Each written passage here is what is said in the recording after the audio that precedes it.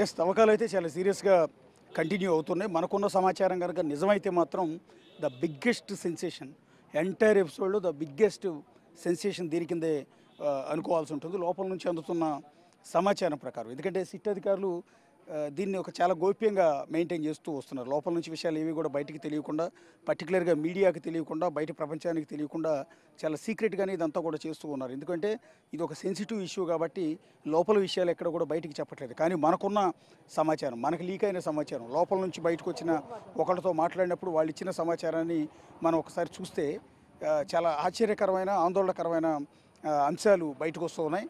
4 dead బాడీలు ఇప్పటివరకు. నలుగురు కూడా యువతులు, అంటే మహిళలకు సంబంధించిన డెడ్ బాడీ ఆనవాళ్ళు, అంటే ఎముకలు, పుర్రెలు దొరికినట్టుగా. అయితే దొరికిన వెంటనే అవి ఆడవాళ్ళవని ఎట్లా డిసైడ్ చేశారు అంటే పుర్రె ఆకారాన్ని బట్టి. మగవాళ్ళ పుర్రె వేరుగా ఉంటుంది, ఆడవాళ్ళ పుర్రె ఈజీగానే ఐడెంటిఫై చేయొచ్చు. పుర్రె సైజు, లోపల స్కెలిటన్ సైజ్ అనేది మహిళలకి చిన్నగా ఉంటుంది, ఆడవాళ్ళకి పెద్దగా ఉంటుంది.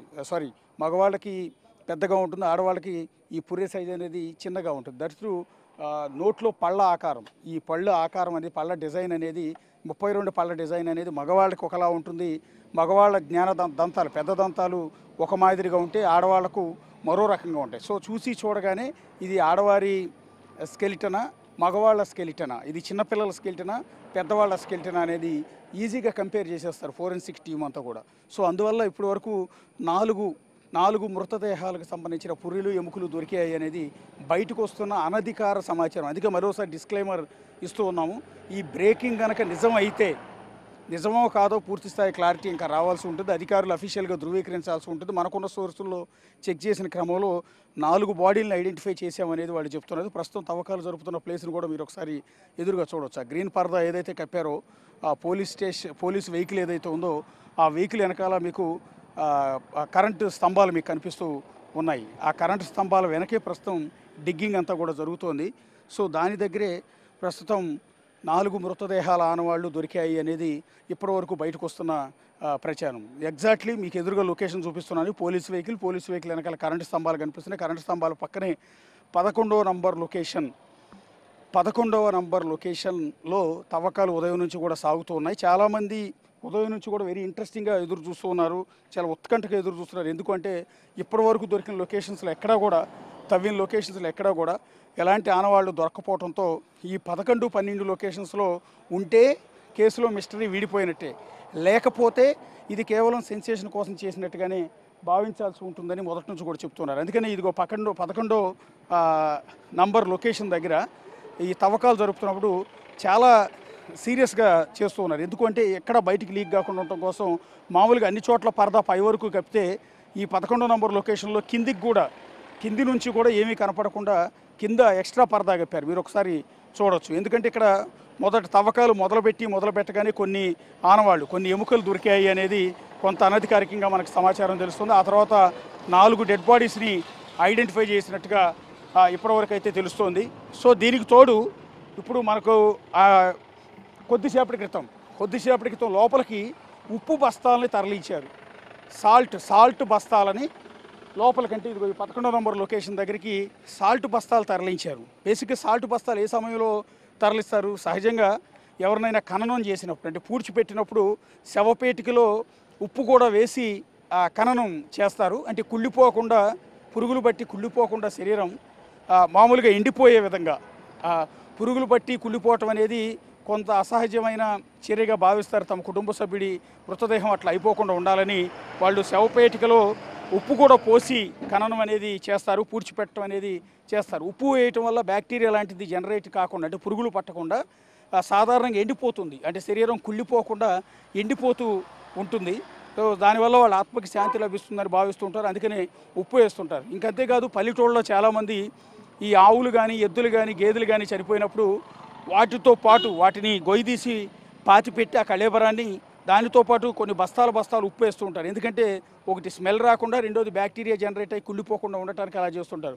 సో ఇప్పుడు ఈ తవ్వకాల దగ్గరికి ఉప్పు బస్తాలు లోపలికి తరలించడం, స్వయంగా కూలీల చేత పోలీసులే ఉప్పు బస్తాలను లోపలికి ఇదే స్పాట్కి తీసుకెళ్లారు. ఎందుకు తీసుకెళ్లారు?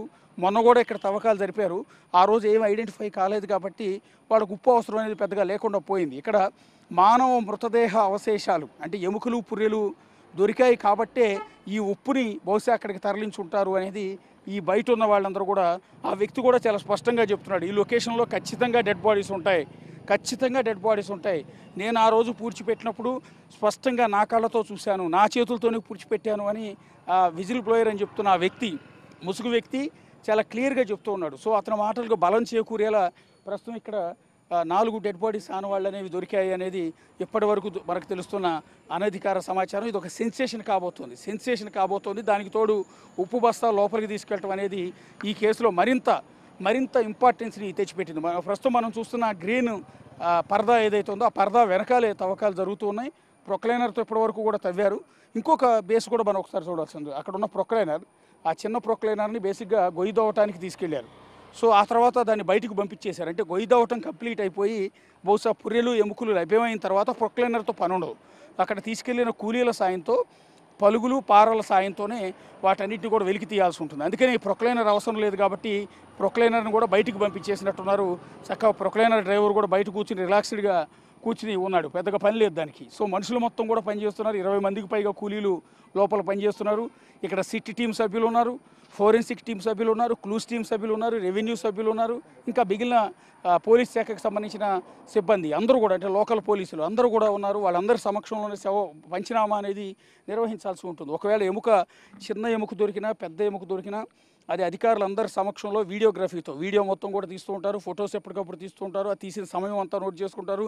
తీసే శాంపిల్స్ అన్నింటిని కూడా చాలా జాగ్రత్తగా కలెక్ట్ చేసుకుంటారు. ఆ తీసుకున్న శాంపిల్స్ అన్నింటిని కూడా ఇప్పుడు తీసుకెళ్ళిన ఉప్పు ఏదైతే ఉందో బహుశా ఆ ఉప్పులో ప్యాక్ చేస్తారేమో అని అనుకుంటున్నాం. మరి పూర్తిగా దానికి సంబంధించిన సమాచారం మన దగ్గర లేదు కాబట్టి సాల్ట్ తీసుకెళ్ళటానికి బహుశా కలెక్ట్ చేసుకున్న ఎముకల్ని, పుర్రెల్ని అందులో సాల్ట్లో పెట్టి తీసుకొస్తారా ఏంటనేది చూడాల్సి ఉంటుంది. లేకపోతే స్మెల్ వస్తుంది కాబట్టి దాన్ని కంట్రోల్ చేయడానికి ఏమైనా తీసుకెళ్ళారంటే రకరకాల, ఇది కొన్ని ఏళ్ల క్రితం పూడ్చిపెట్టిన మృతదేహాల తాలూకు అవశేషాలు ఉన్నా కూడా అందులోంచి స్మెల్ పెద్దగా రాదు, ఎముకల నుంచి పెద్దగా స్మెల్ అనేది రాదు.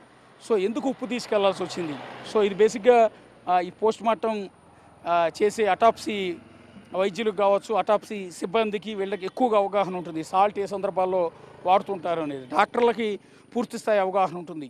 సో ఎప్పటివో 15 ఏళ్ల క్రితం రేప్ చేసి చంపి పూడ్చిపెట్టిన డెడ్ బాడీస్ ఆనవాళ్ళు, అంటే ఎముకలు, పుర్రెలు ఎన్నేళ్ళు ఉన్నా కూడా చెక్కు చెదిరే అవకాశం లేదు కాబట్టి అవి దొరికితే వాటిని భద్రపరచడానికి సాల్ట్ అనేది వినియోగిస్తారా లేదా, ఎందుకు సాల్ట్ ఏ సందర్భాల్లో వాడతారనేది వాళ్ళ నుంచి మనం సమాచారం తెలుసుకోవాల్సి ఉంటుంది. కాకపోతే ఇంట్రెస్టింగ్ డెవలప్మెంట్, ఇది మేజర్ డెవలప్మెంట్, ఒక సంచలనమైన డెవలప్మెంటే.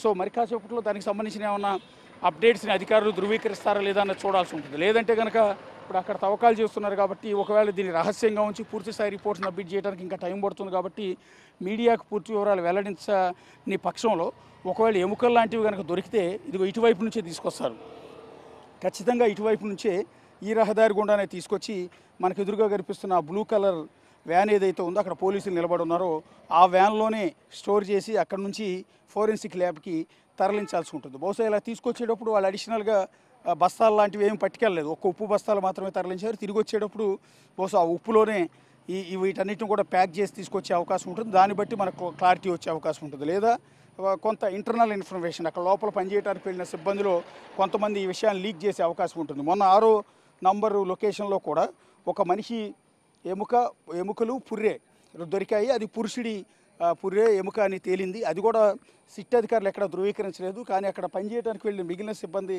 దాన్ని కొంత బయట ప్రపంచానికి లీక్ చేయడంతో సంచలనం మొదట వెలుగులోకి వచ్చింది. అయితే అతను చెప్తున్నది 100 మందికి పైగా ఆడవాళ్ళని, పర్టికులర్గా 15 ఏళ్ళ నుంచి 20 ఏళ్ళు 22 ఏళ్ళ లోపు ఉన్న యువతులను మాత్రమే రేప్ చేసి ఇక్కడ పూడ్చిపెట్టారు అనేది విజిల్ బ్లోయర్ చేస్తున్న ఆరోపణ. కానీ మొన్న దొరికింది మేల్ డెడ్ బాడీ. కానీ ఇప్పుడు ఈ స్పాట్లో 11వ లొకేషన్లో 4 యువతుల డెడ్ బాడీ తాలూకు ఆనవాళ్ళు అవశేషాలు దొరికాయి అనేది బయటకు వస్తున్న సమాచారంగా తెలుస్తుంది. చూద్దాం మరి కాసేపట్లో అయితే దీనికి సంబంధించిన క్లారిటీ అయితే వచ్చే అవకాశం.